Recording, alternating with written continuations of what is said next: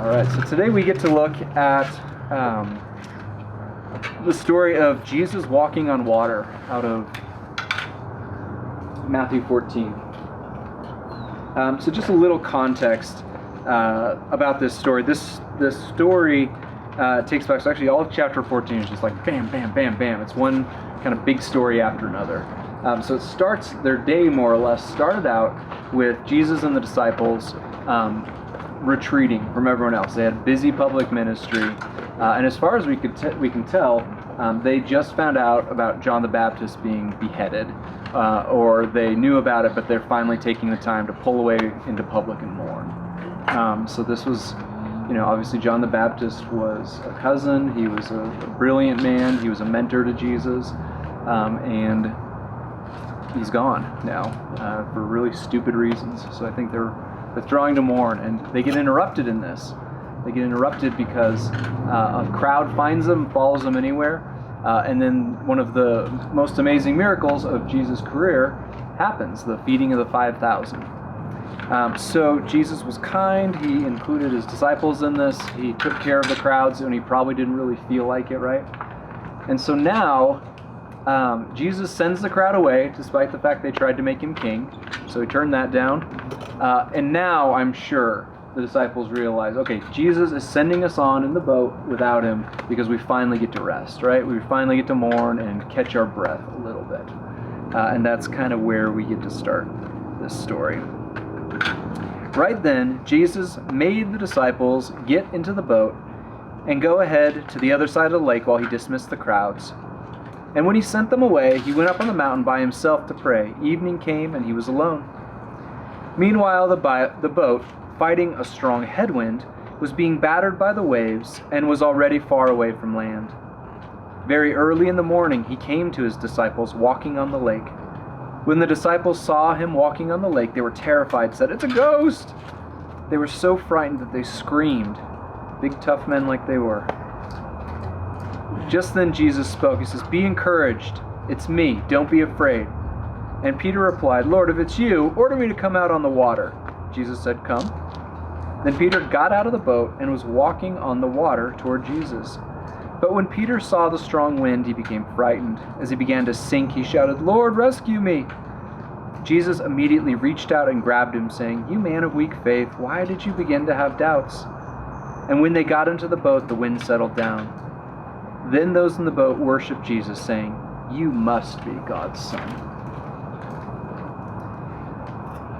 So a couple of things kind of going on in this passage is Matthew, as the writer, is making a lot of connections to kind of the Exodus story.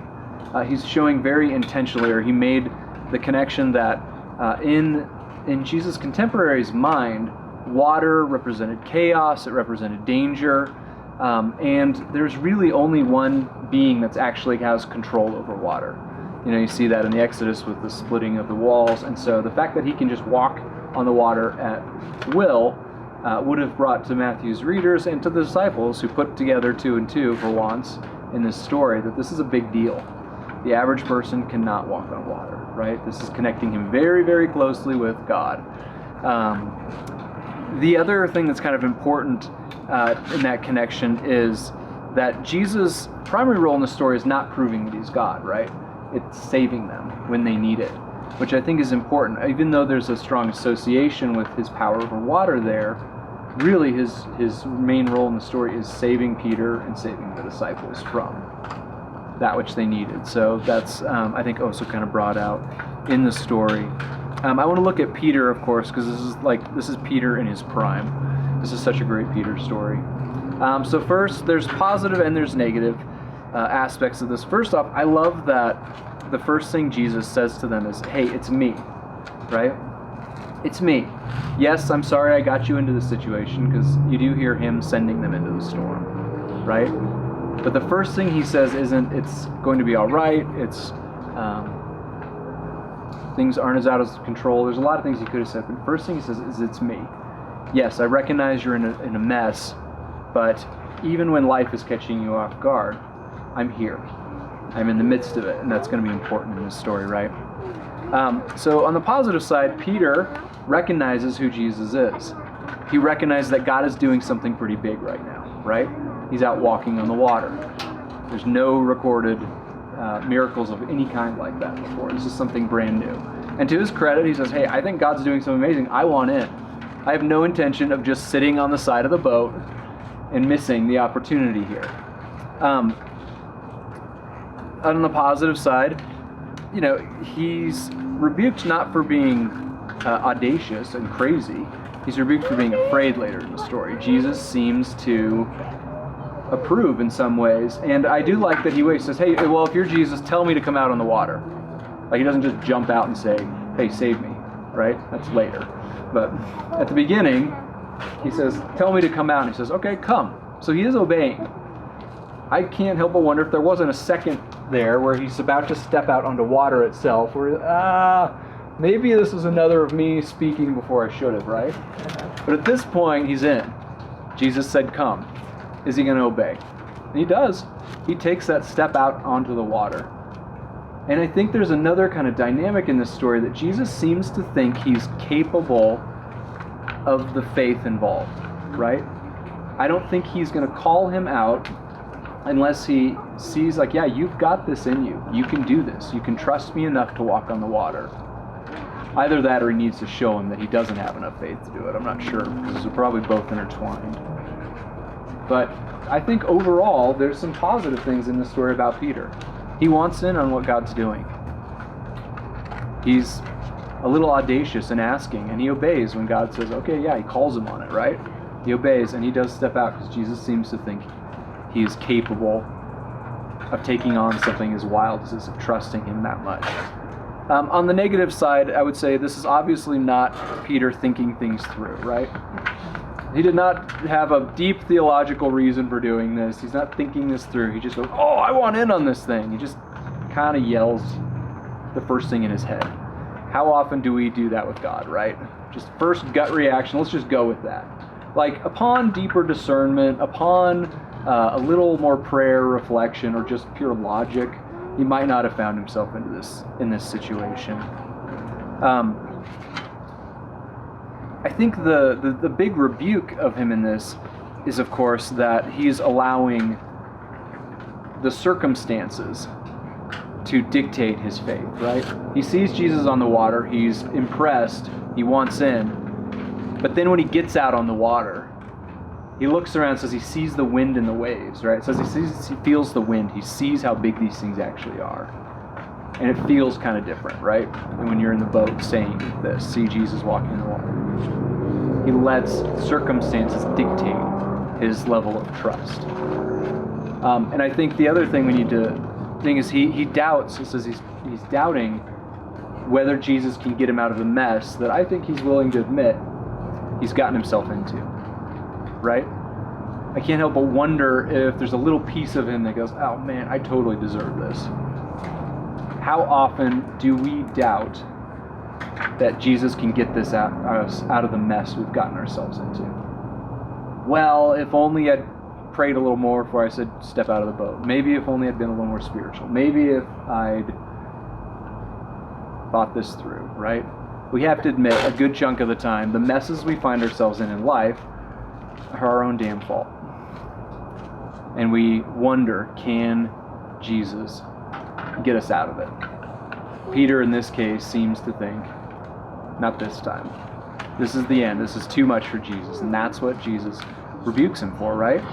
He's so close, he can just reach out his hand and grab him. But he doubts, despite his initial faith, that Jesus can get him out of this. And I would just go as far as say, I think that's something of God's specialty, right? We get ourselves into huge messes, but we're never getting ourselves into such big messes that catches God off guard, where he can't rescue us, save us, just like he does for Peter. And so one of the reasons I like Peter in this story is he's so obviously us.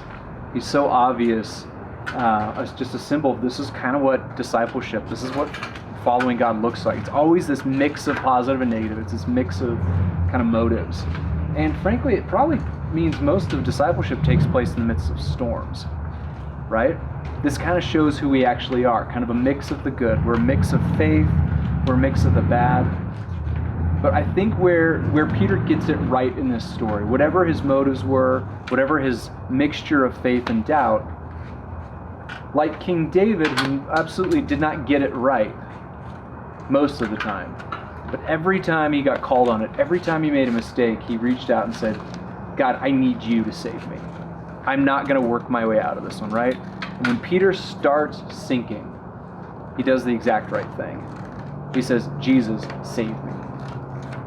I got in over my head. My faith apparently isn't enough. I'm not as special as I thought. Save me. And Jesus does. He reaches out. And why he rebukes him is because he was afraid and he doubted that he could. He's seen Jesus do some pretty wild stuff at this point. He had the faith to step out in the first place. Follow it through. Just trust me. I can do this.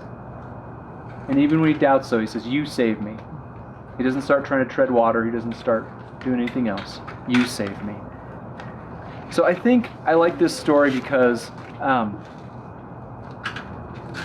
it reminds us that sooner or later, something is coming in our life that is going to be beyond our skills and our experiences so far, right? These are fishermen. They got a pretty good skill set for dealing with storms, except this one's too big. What do we tend to rely on in life? What's gotten us this far?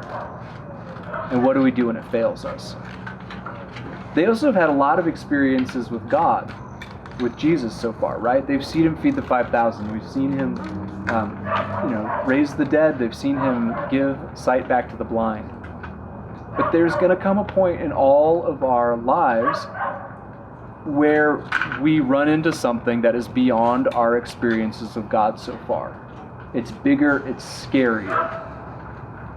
And we have to ask ourselves, okay, he could do all those other things. Can he get me out of this mess too? I haven't seen him do this yet. This is uncharted territory, right? I think in both of those, we tend to want to sometimes be one of the other disciples, stay where it feels safe.